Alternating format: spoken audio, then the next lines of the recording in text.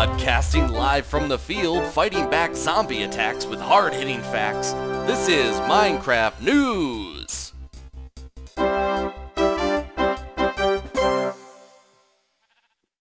Hello and welcome to Minecraft News, bringing you the most news for your views. I'm Adam aka Swingbird, live in the field from a 1.8 snapshot, and I am literally bouncing up and down with excitement today, folks, from the news. We are deep into what is known as skin lock, day 2 to be exact. This is what some sources are calling the skin apocalypse.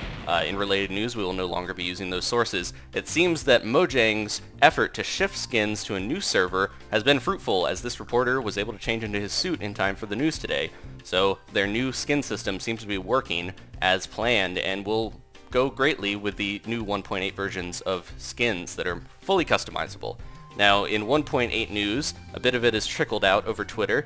Jeb has tweeted this GIF showing the player actually using bone meal on some wheat, and then as soon as it is broken, these two farmer villagers rush in and seemingly accost the player. Well, the player is picking up the wheat here, and it looks, if you look closely, the farmer villagers are actually planting a new crop underneath where the tilled soil was there. So this seems to be an effort towards automation of farming.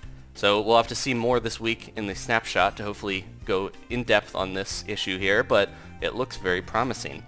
Dinnerbone actually tweeted this image of a ceiling button, and what's more, there's a button on top of a dispenser, so it looks like we can put buttons in any direction that we wish now. And also, this dispenser is dispensing wither skulls, which means that you can now actually farm and spawn withers without having to be there and present to place the skulls. This is also added to Dinnerbone's efforts of making snow and iron golems able to be spawned without a player input. You can actually have a pumpkin placed onto there and they will spawn a golem, which is something that we could not do in the past. All of these efforts seem to be towards automation, which was a big issue these past weeks.